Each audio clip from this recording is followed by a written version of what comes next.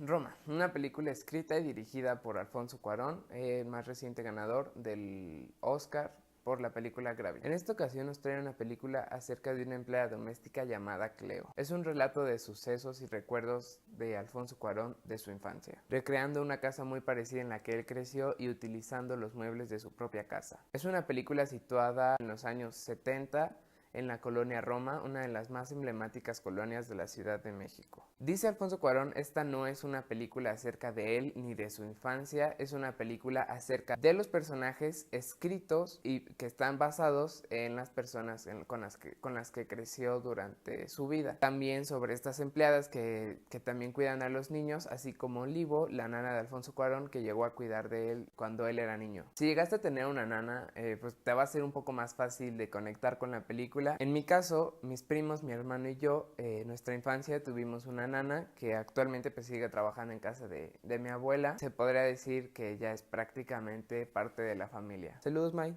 por si lo estás viendo. Por ejemplo, en una de las escenas, uno de los niños le pide a Cleo que le haga un chocomilk con plátano, a lo que esta responde que sí. Y pues bueno, esos detallitos hacen que conecten más fácil con el público a los que pues ya llegamos a tener una nana. Si no es tu caso, pues aún así te puede gustar y puedes entender a los personajes y sus motivos. Si de plano a ti no te gustan las películas un poco lentas, te puede llegar a aburrir. Tal vez te guste, pero no le vas a dar la paciencia necesaria para ver la película. Para nada, no estoy diciendo que sea larga y aburrida, pero para estas personas puede llegar a hacerlo, pero aún así no te predispongo, dale una oportunidad, vela, puede que te guste. Un dato curioso de la película es que Alfonso Cuarón en ningún momento le dio a los actores, a nadie de hecho, el guión completo. Esto para que los actores, el mismo día en el que se rodara la escena, ellos mismos pudieran como improvisar de cierta manera ante las situaciones y de cómo se iba desarrollando la escena. Esto a los actores pues puede llegar a ser un poco difícil porque una leída al guión te puede ayudar a desarrollar mejor tu personaje. Obviamente Alfonso Cuarón antes de grabar la película habló individualmente con cada actor para decirles pues sus características, sus motivaciones y para que pues los actores pudieran prepararse un poco, pero no del todo. Pero hasta el día de rodaje es cuando le entregaba los diálogos de ese día para que se los aprendieran, los dijeran y al día siguiente les seguía entregando sus diálogos. Cuarón le decía individualmente a cada actor cómo reaccionar o cómo actuar ante ciertas situaciones y a otro actor le decía lo mismo, pero le decía como lo contrario a lo que le dijo el otro actor para que de esta forma, en el momento en el que grabaran, los actores pudieran reaccionar de manera natural durante el rodaje ante todas las situaciones que están ocurriendo.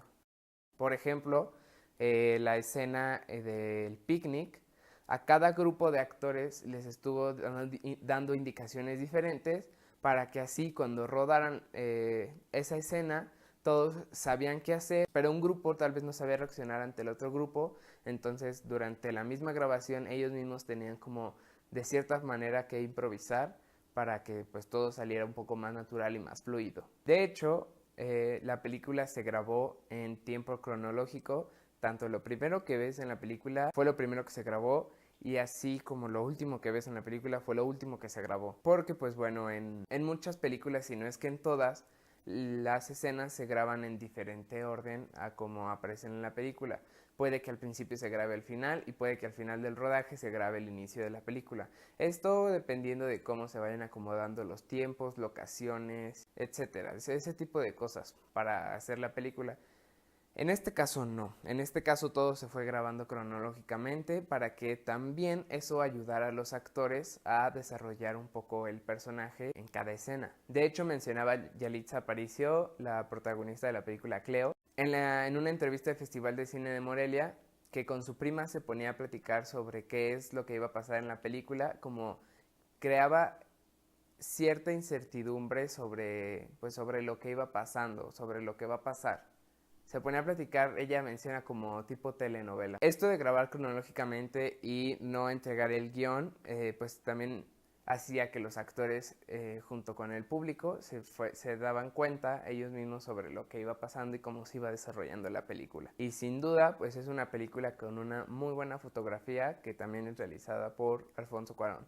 Ahora, existe una gran polémica que por qué no se pasó en cines como los más famosos del país, como Cinépolis o Cinemex. Esto pues porque es una película de Netflix.